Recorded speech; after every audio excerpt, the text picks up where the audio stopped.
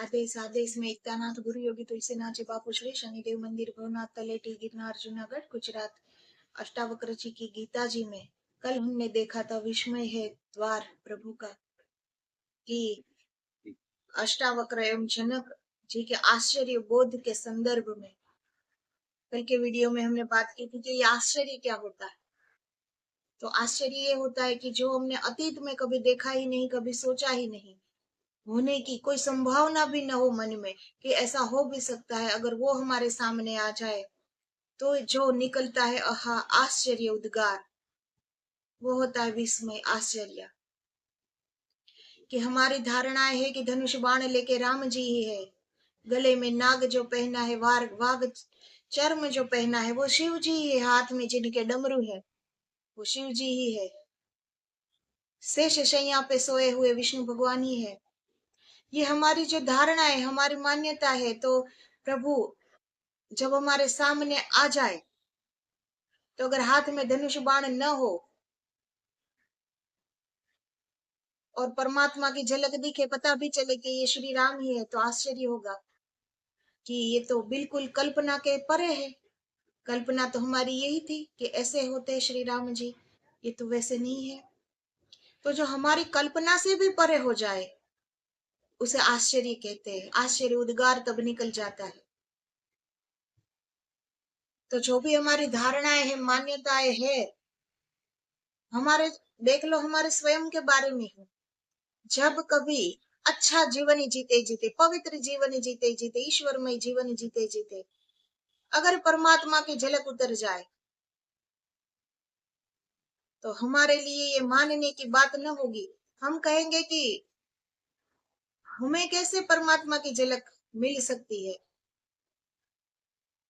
क्योंकि परमात्मा दूसरों को मिलता है। यही हमारी धारणाएं रही है, यही मान्यताएं रही है कि परमात्मा तो संत को मिल सकते हैं, सदगुरु को मिल सकते हैं, परमात्मा सुखदेव जी को मिल सकते हैं, अष्टावक्र जी को मिल सकते हैं, परमात्मा वशिष्ठ गुरु को मिल सकते हैं, जितने जितने महान संत हुए हैं उनको मिल सकते हैं, मुझे कैसे मिल सकते हैं। यही मान्यता है ना। और इसी मान्यता के बीच में परमात्मा उतर जाए, उनकी झलक दिख जाए, तो हम मान नहीं सकते ये कि हमारे साथ ये क्या हो रहा है, और हम आश्चर्यचकित हो जाते हैं।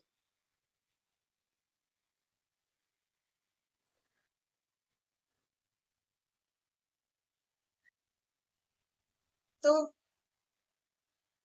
अनुभवातीत अवस्था, इनका 3 श्रेणी है इनकी।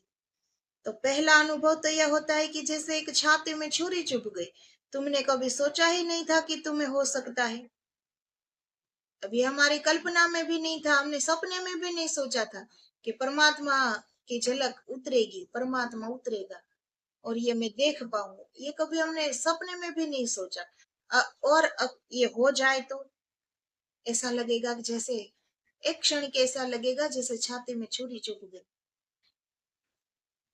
तुमने कभी सोचा परमात्मा तुम्हें मिल सकता है? कितना कुछ हम सोचते, हजारों सोच तरंगायित हो जाती है मन में, उठती रहती है, प्रश्न पे प्रश्न उठते रहते, विचार पे विचार उठते रहते। कभी ये विचार किया कि हमें भी परमात्मा मिल सकता है? ये हम सोचते भी नहीं, क्योंकि परमात्मा के बारे में हमने कभी सोचना सीखा ही नहीं। हम ये बाहरी चीजें की तो सारी सोच सकते हैं कि अभी ऐसा बंगला बनाएंगे, ऐसी गाड़ी लेंगे, यहाँ घूमने फिरने जाएंगे, अभी ऐसा मोबाइल लेंगे, अब ऐसी टीवी लेंगे। ये सब हम सोच पाते, सोच लेते बड़ी आसानी से। लेकिन क्या कभी हम ऐसा सोचते कि हमें भी परमात्मा मिल सकता है? नहीं सोच। सदा किसी और को मिला है, तुमने न तो इतनी याद की है उसकी कभी कि तुम मान लो कि मुझे मिलेगा, न तुमने ऐसा कोई पुण्य अर्जन किया है कि मान लो कि मुझे मिलेगा। तुम्हारे पास अर्जित क्या है? हजार हजार भूले की है, हजार हजार पाप किए हैं, हजार हजार ना समझिया की है, और की है ऐसा ही नहीं अब भी जारी है। तो जब पहले दफे परमात्मा उतरता है तो अपने पर भरोसा नहीं आता। फिर पहली दफा परमात्मा उतरे तो हम यही सोचेंगे ना कि ऐसा मैंने तो क्या पुण्य कर दिया है, अभी मेरे पास इतना पुण्य अर्जित है क्या? कि मुझे परमात्मा मिले। कितनी नासमझिया की होगी और अभी भी जारी होगी। इसमें परमात्मा कैसे मिल सकता है, यही सोचेंगे ना तो हम मान नहीं पाएंगे। पहले तो चोट उठती है, आह मुझे नहीं, नहीं ऐसा कैसे हो सकता है, तुम ये मान ही नहीं पाते कि ये प्रसाद तुम पर भी बरस सकता है। तो तब हम मान नहीं सकते कि ये प्रसाद हम पर भी बरस रहा है।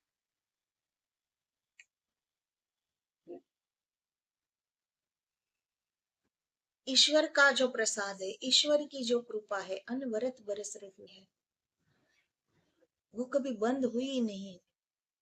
लेकिन हम लेने को कहाँ राजी है उनका आशीर्वाद। हम ईश्वर से हमेशा मांगते हैं अपना सुख सुविधा।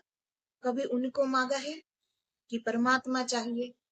अपने लिए तो सब कुछ चाहिए, लेकिन कभी ऐसा कहा है कि परमात्मा चाहिए? और परमात्मा अगर हमें मिल भी जाए ना, उसे हमारे साथ, वो हमारे साथ रहने लगे, तो अभी हमारी सोच, अभी हमारा हृदय कैसा है कि थोड़े दिन अगर परमात्मा भी हमारे साथ रह ले तो हम उसकी भी भूले गिनाने लगेंगे कि ये भी भूल करता है, ये भूल है उसकी। हम उसकी भी भूल गिनाने लग जाएंगे। भूल देख ही लेंगे हम, क्योंकि अभी हमारे अंदर ही इतनी भूले हैं, भूले की है, अब भी जारी है। तो यही देखने की प्रैक्टिस है हमारे पास। हम ईश्वर में भी यही देखेंगे, अगर जो हमारे पास वो रुक गया। ये तो अच्छा है कि परमात्मा हमारे पास आकर रहता नहीं है, वरना हम उससे भी लड़ने झगड़ने लगते, उसकी भूले भी हम देखने लगते। क्योंकि ये सारा कुछ हमारे अंदर पड़ा है, जो हमारे अंदर पड़ा है वही हम दूसरों में देखते हैं, और कुछ देख नहीं पाते। जितने दोष हमारे अंदर है वही सारे दोष हमें सब में नजर आएंगे, लेकिन अपना दोष नजर नहीं आएगा। स्वयं तो हम लोग ऐसे ही मानते हैं कि हमारा जैसा सुधरा हुआ कोई है ही नहीं दुनिया में, इसलिए कभी सबको सुधारने की कोशिश करते, दुनिया को सुधारने की कोशिश करते, लेकिन ये कोशिश कभी अपने पर नहीं आई। हम ये कोशिश कभी नहीं करते कि स्वयं को सुधार ले, क्योंकि कभी माना ही नहीं है कि हम बिगड़े हुए हैं। हमेशा यही मानना है कि सुधरे हुए सिर्फ हम एक ही है, बाकी दुनिया को अब सुधारेंगे। यही हमारी सोच होती है। इसलिए हम सोच नहीं पाते कभी कि परमात्मा चाहिए। परमात्मा से तो सब कुछ चाहिए, लेकिन परमात्मा नहीं चाहिए हमें। प्रेम नहीं है परमात्मा पर। इसीलिए अगर परमात्मा पर प्रेम हो तो फिर परमात्मा से ज्यादा क्या चीज है कि उस पर से ध्यान हमारा हट जाए, कि हम दूसरे से प्रेम करने लगे। परमात्मा से ज्यादा क्या प्यारा है यहाँ। लेकिन परमात्मा से प्रेम नहीं है। ये सिर्फ हम बात करते हैं शब्दों में कि हम भक्ति करते हैं, भजन करते हैं, मंदिर जाते हैं, ईश्वर के दर्शन करते हैं, ईश्वर पे बड़ा भाव है, हमें बड़ी श्रद्धा है। ये सिर्फ हम बात करते हैं। अगर होती तो ये बात करने का समय भी कहाँ होता। फिर हम ये कहते ही नहीं ना। अगर उनसे इतना प्यार हम करते तो दूसरी चीज से लगाव हट ही जाता ना। लेकिन हम परमात्मा से प्रेम नहीं करते। ये हमें लगता है कि हम उनसे प्रेम करते हैं। हम सिर्फ मानते हैं कि हम एक साधारण इंसान है और वो एक भगवान है। बस इतनी सी बात है कि वो हमसे कुछ विशिष्ट है, हम साधारण है, वो भगवान। लेकिन प्रेम नहीं। अगर इस संसार में हम किसी व्यक्ति से प्रेम करने लगे तो उनको पाने के लिए जमीन आसमान एक कर देंगे, क्या नहीं करेंगे। सब कुछ जो अपने हाथ में होगा सब कुछ कर देंगे, सब कुछ। उनके लिए तो भगवान से भी हम लड़ जाए, नसीब से भी लड़ जाए, सब कुछ कर सकते हैं। लेकिन भगवान को पाने के लिए हमारे पास एक 5 मिनट भी नहीं होते भगवान के लिए। उसमें भी भगवान का जप करते करते मन कहीं और, दिमाग कहीं और, हम कहीं और। 5 मिनट नहीं होता हमारे लिए परमात्मा के लिए। और फिर भी हम मानते हैं कि हम ईश्वर से प्रेम करते हैं। सबसे बड़ा आश्चर्य तो यही यही नहीं है कि हम अपने प्रियजन को पाने के लिए तो कुछ भी कर दे, अपने प्राण तक दे दे, लेकिन परमात्मा के लिए क्या किया है? दो चार नाम लेकर हम अधिकारी अपने आप को मान लेते हैं कि अब मैं परमात्मा का नाम ले रहा हूं, अब परमात्मा से कुछ भी मांगू उसे देना पड़ेगा, अधिकारी हो गया, ऐसा हम मान लेते हैं। सच तो यह है कि परमात्मा को हमने कुछ दिया ही नहीं। दिया तो सिर्फ परमात्मा ने है, अपने हजारों लाखों हाथों से लुटा रहा है, बस दे रहा है, अनवरत दे रहा है, असीम दे रहा है, उनकी कोई सीमा नहीं, उतना दे रहा है। लेकिन हमने कुछ नहीं दिया परमात्मा। वो सिर्फ क्या मांगता है? एक भाव, एक प्रेम। और क्या चाहिए उसे? सब कुछ तो उनका है, हम भी उनके हैं। उनका क्या नहीं है कि हम अलग से उसे कुछ दे? छोड़ पे खिला हुआ फूल भी उनका ही है, जो हम भगवान के चरण में अर्पित करते हैं। क्योंकि हम अपने आप को समर्पित नहीं कर सकते, इसीलिए हम इतने समझदार है कि हमारी सुविधा हमारे पास होती ही है। पुष्प अर्पित करते हैं, फल अर्पित करते हैं, नैवेद्य अर्पित करते हैं, क्योंकि स्वयं को अर्पित करना सीखे नहीं। इसीलिए हम किसी और चीज को भगवान को अर्पित करते हैं और मानते हैं कि मैंने भगवान को ये अर्पण किया। लेकिन ये छोड़ पे उगा हुआ पुष्प भी भगवान का ही है, और ये फल भी भगवान का है, नैवेद्य भी भगवान का ही है, उनका ही उनको अर्पण। हमने क्या दिया? हम अपने आप को दे सकते हैं, लेकिन हम कभी अपने आप को देने के लिए राजी थोड़े होंगे। वो मिटना आया नहीं है, मरने की कोई हमारी तैयारी है ही नहीं कि हम अपने आप को दे दे ईश्वर को। हमें ऐसा लगता है कि ये मरना क्या होता है, कि मिटना क्या होता है। अगर ईश्वर के चरणों में हम समर्पित हो गए, उसी पल तो जीवन है, फिर कौन सी मृत्यु? जब हम ईश्वर में समाहित हो जाए तो फिर कौन सी मृत्यु? कहाँ है मृत्यु फिर?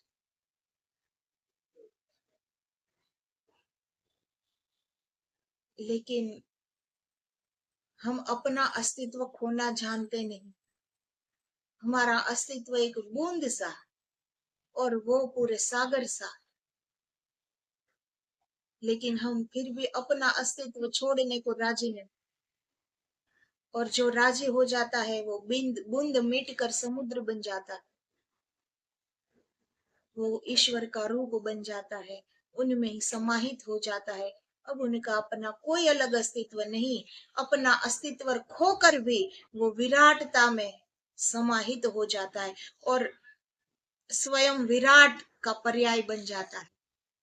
इसके लिए खोना आना चाहिए, लेकिन हम हमेशा से पाना ही सीखे हैं, इसलिए अपने आप को खो नहीं सकते।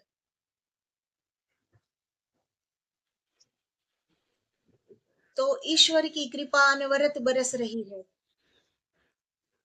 और कभी इस कृपा की बूंदे हम पर पड़ गई तो हम विश्वास नहीं कर पाएंगे कि ये मेरे साथ क्या हुआ, कि मुझे परमात्मा की झलक दिखी। हम विश्वास नहीं कर पाएंगे। तो यह प्रसाद है, इसके पाने के लिए तुम्हें अर्जित करने की जरूरत ही नहीं। यह कुछ ऐसी चीज नहीं जिसे तुम मोल तोल कर लो, जिसे तुम खरीद लो त्याग से, तपस्या से। जो त्याग से मिलता है वह कुछ और होगा, परमात्मा नहीं। जो तपस्या से मिलता है वह कुछ और होगा, परमात्मा नहीं। इसका मतलब ये नहीं कि त्याग, साधना, तपस्या सब झूठी है, सब सत्य है। ये त्याग, ये उपासना, ये साधना, ये हमें ईश्वर की ओर ले जाने के लिए सज्ज करती है, ईश्वर पर विश्वास जगाती है, उनके निकट ले जाती है। लेकिन सिर्फ इससे ही परमात्मा नहीं मिलते। परमात्मा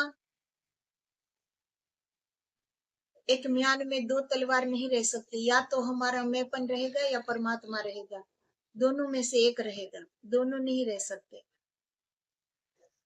या तो परमात्मा को पूरी जिंदगी खोजते रहो और खुद अपना मैंपन को जारी रखो, या फिर मिट जाओ और परमात्मा को रहने दो। जो शाश्वत सत्य है यही है कि परमात्मा ही है, यही सत्य है, यही ब्रह्म है। बाकी जो अपना मैंपन है वो तो एक भ्रम ही है, एक असत्य है। इसी असत्य में हम पूरी जिंदगी जीते और ढूंढते सत्य में। असत्य के तल पर कभी भी सत्य मिल ही नहीं सकता। अब विष के बीज बोए हैं जमीन में, और फिर आम की हम राह देखे कि इस पर आम उगेगे मीठे मीठे। ये क्या सही बात होगी? मूर्खता भरी बात होगी ना ये। हम असत्य भरी जिंदगी जी रहे हैं और उसमें सत्य की खोज कर रहे हैं। असत्य के तल पर सत्य कैसे मिलेगा? वो सत्य के तल पर ही सत्य मिलेगा।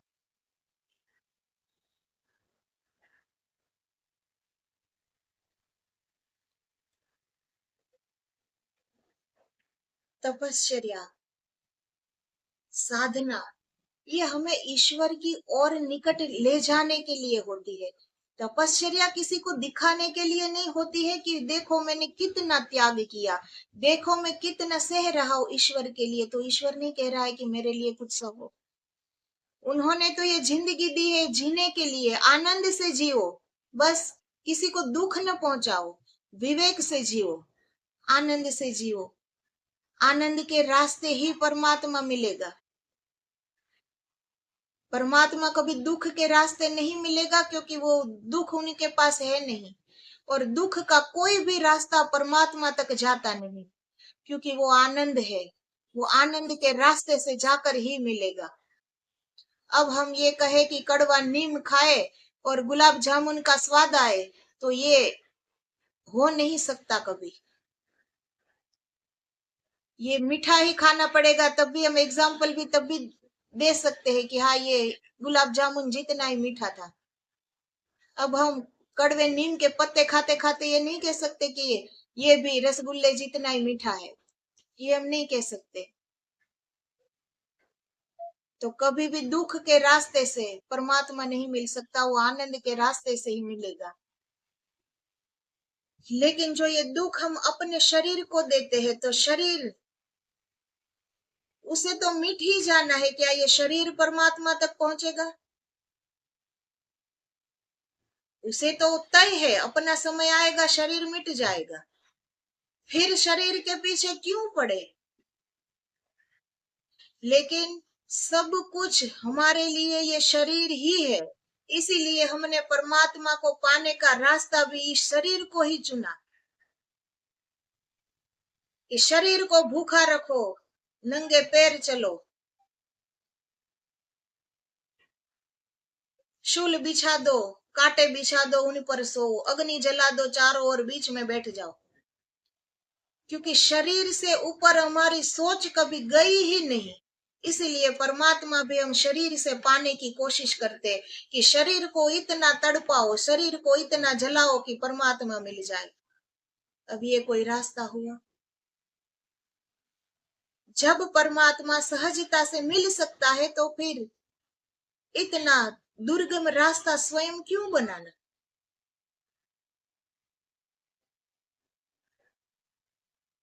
लेकिन यहाँ भरे पड़े हैं। शरीर की जिनको कोई महत्ता नहीं है, जो समझता है कि ये शरीर मात्र एक माध्यम है परमात्मा से मिलने के लिए, और ये शरीर का और कुछ काम नहीं है, तो इसे तड़पाना, इसे जलाना तो छोड़ सकेगा। वरना जिसको ये है कि ये शरीर ही सब कुछ है, इससे ही हम परमात्मा पा सकेंगे, तो फिर पढ़ो शरीर के पीछे।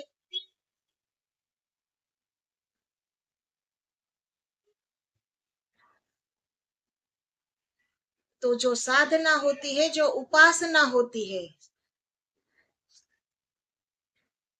वो शरीर से परे होती है। वो परमात्मा का रास्ता आनंद का रास्ता है। आनंद से वहां पहुंचा जा सकता है। वहां दुख का कोई नामो निशान नहीं है। ये हम रास्ता बनाते हैं दुख का। परमात्मा नहीं कहता कुछ भी कि अपने शरीर को इतना जलाओ, इतना तड़पाओ। ये शरीर भी तो हमारा नहीं है, हमें अधिकार क्या है इसे तंग करने का।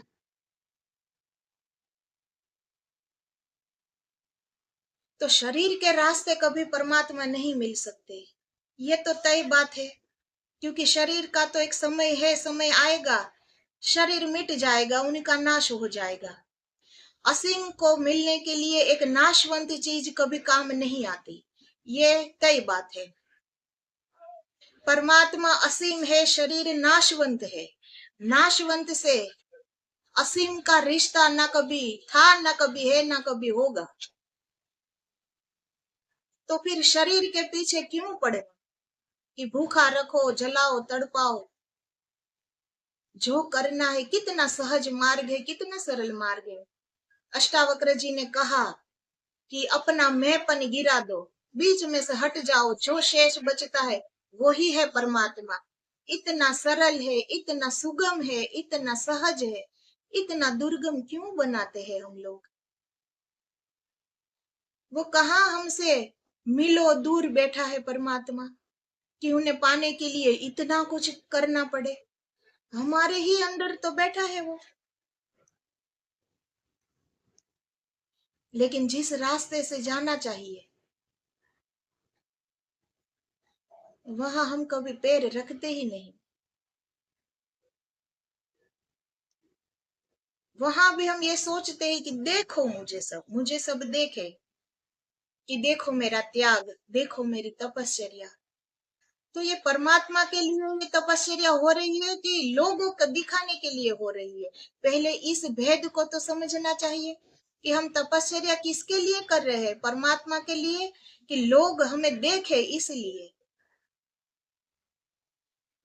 ये तो पहले हमें ये चुनना पड़ेगा ना पहले, कि हम क्यों कर रहे हैं परमात्मा की तपस्या। इस धरती पर, इस भारत की भूमि पर देवता भी तरसते हैं यहाँ जन्म लेने के लिए। इस भूमि पर इतने संत हुए, इतने संत आज भी है। हमारी दृष्टि नहीं पहुंचती, इनका मतलब संत नहीं है, ऐसा नहीं है। आज भी इतने संत है। ये चुपचाप कर गए, करने वाले चुपचाप कर गए, किसी को पता भी नहीं लगा। कौन से ऐसे संत थे जो अपने जीवन के रहते किसी ने उसे ऐसे संत माना हो। पूरी जिंदगी सब दुख ही देते हैं, दर्द ही दिया है सबने। वो तो उनके जाने के बाद सबने पूजा उनको। वो संत चाहते तो लोगों को दिखा सकते हैं कि मैं संत हूँ, देखो मेरी तपश्चर्या, देखो मेरी साधना, देखो मेरा चमत्कार। सब कुछ कर सकते हैं ना। संत के लिए नामुमकिन कुछ है ही नहीं। उनकी डिक्शनरी में नामुमकिन शब्द है ही नहीं, कुछ भी कर सकते हैं। लेकिन किसी संत ने ऐसा कहा कि देखो मेरी तपस्या, देखो मेरी साधना, मैं क्या कर सकता हूँ। चुपचाप कर गए। जितना ईश्वर सरल है, जितना सहज है, उनके मई जीवन जीने वाला भी इतनी ही सहजता से जी कर चला जाएगा। वो कभी शोर नहीं मचाएगा कि मुझे देखो। लेकिन जिसको परमात्मा नहीं चाहिए, जिसको वाह वाही चाहिए, वही कहते हैं कि मुझे देखो। जो संत है उनके पास समय कहाँ है कुछ देखने का या दिखाने का। वो तो अपने परमात्मा के प्रेम में मगन है, उन्हीं में तल्लीन है।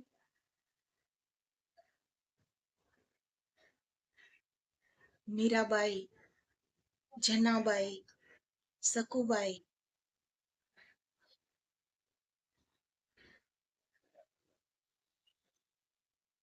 ये सब अपने ही घर में रह रहे थे ना। ना ही घर का त्याग किया था, ना कुछ संसार का त्याग किया था, अपने ही घर में रह रहे थे। फिर भी उनका ईश्वर के तरफ समर्पण देखो, बिना शोर मचाए, बिना कुछ करे। कौन सी सफाई मीराबाई ने दी अपने भक्ति की। जो भी इल्जाम लगे हंस कर स्वीकार कर लिया, जबकि वो कह सकती थी, वो अपने कृष्ण भगवान को कहकर कुछ भी करवा सकते थे, कुछ भी।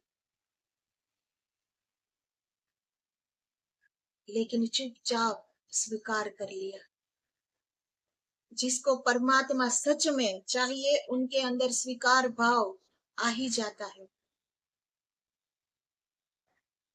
मीराबाई के पर कि कोई भी संत के पर कितने ही दुख आए, लेकिन कभी शोर नहीं मचाया। उतनी ही सरलता से, उतनी ही सहजता से सह गए, बिना कुछ कहे। ना कोई सफाई दी, ना कोई शिकवा किया, ना परमात्मा से दूर हुए कि तेरा इतना नाम लिया फिर भी हमारे साथ ऐसा क्यों। कभी किया है। जीसस को सूली पर जब टांग दिया था, तो क्या वो अपने ईश्वर से दूर हो गए। उल्टा वो अपने ईश्वर से कह रहे उसी, वो उस पल भी कह रहे इतनी पीड़ा में, इतनी वेदना में, कि हे ईश्वर, तेरी मर्जी तो पूरी हो रही है ना, अभी तू मेरी मर्जी मत पूछना। क्योंकि मेरी मर्जी का होना क्या, ना होना क्या, लेकिन आपकी मर्जी का पूरा होना, वही मेरे लिए खुशी की बात है। अब इतनी वेदना में वो ईश्वर की खुशी चाहते हैं। इसे कहते हैं संत। और हम चाहे थोड़ा सा दुख पड़ जाए तो अभी परमात्मा को पाया नहीं है, फिर भी कहने लगते हैं कि तू है कि नहीं है। मैं तेरा इतना कर रहा हूं और तू मुझे इतना भी नहीं दे रहा। कितनी शर्तों पर हमारा जीवन चल रहा है, कितनी मांग पर हमारा जीवन चल रहा है। ईश्वर हमारे लिए क्या है? एक मांगने की सुविधा, कि उसके आगे खड़े हो जाओ बे दोनों हाथ जोड़कर और कुछ भी मांग लो। कोई दुख आए तो बीच में उन्हें ला दो कि ये ईश्वर हमारी कसौटी कर रहा है, ये ईश्वर हमें दुख दे रहे हैं। हमारी सुविधा। हम ये नहीं मानेंगे कि हमारा किया हुआ कर्म सामने आया है, ये हम कभी स्वीकार नहीं करेंगे। क्या कहेंगे? ईश्वर हमें दुख दे रहा है, अभी वो हमारी परीक्षा कर रहा है। उसे क्या पड़ी है परीक्षा करने की? वो तो सब देख ही रहा है कि कौन कैसा है। अलग से परीक्षा करने की उन्हें क्या आवश्यकता है? ये जो हमारे साथ हो रहा है वो हमारा ही किया धरा है, हमारा किया हुआ ही हमारे सामने आया है। लेकिन हमारी सुविधा कौन है? परमात्मा। मांगने के लिए परमात्मा, हमारी सुविधा परमात्मा। कि दुख आया है तो वो भी परमात्मा ने दिया है। बाकी हम जैसा तो कोई है ही नहीं, तो दुख तो हमें मिलना ही नहीं चाहिए। अंदर से हम ये मानते हैं अपने आप को कि मेरे जैसे अच्छे व्यक्ति पर दुख कभी आ ही नहीं सकता, क्योंकि मुझसे कभी बुरा कर्म होगा ही नहीं, ना किया होगा, ना करता हूं। तो ये जो दुख आए हैं वो परमात्मा मेरी परीक्षा ले रहे हैं। इसलिए हम ये कभी सोच नहीं पाते कि परमात्मा हमें मिल सकता है। ये हम कभी बैठकर सोचते भी नहीं। बाकी सारा कुछ सोच लेते हैं, जो पूरे जीवन में कभी होना भी नहीं है वो भी सोच लेते हैं। लेकिन ये सोच ये कभी नहीं हमारे अंदर आती कि हमें भी परमात्मा मिल सकते। ये हम कभी नहीं सोचते, क्योंकि वो दूसरों को सिर्फ मिल सकता है, हमें नहीं।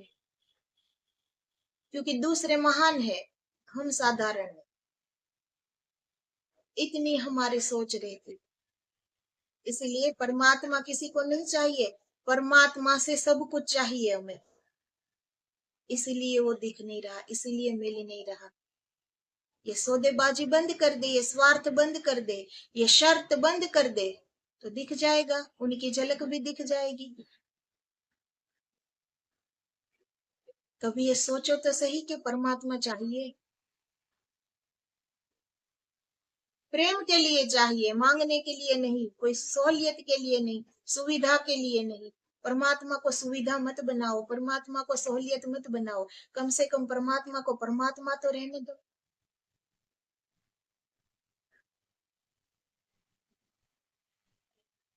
तो आगे अष्टावक्र जी क्या कहते हैं आश्चर्य बोध पर, वो हम अब कल के वीडियो में आगे देखेंगे। तो जीवन का सबसे बड़ा आश्चर्य यही है कि हम सब ये मानते हैं कि प्रेम को जानते हैं, हम सब ये मानते हैं कि परमात्मा से हम प्रेम करते हैं। ये सबसे बड़े दो आश्चर्य है, जबकि ऐसा है नहीं। कभी बैठकर सोचना कि परमात्मा से सब कुछ चाहिए कि परमात्मा चाहिए, तो जवाब उत्तर अपने आप मिल जाएगा। तो आदेश आदेश, जय सिया राम, जय गुरुदेव।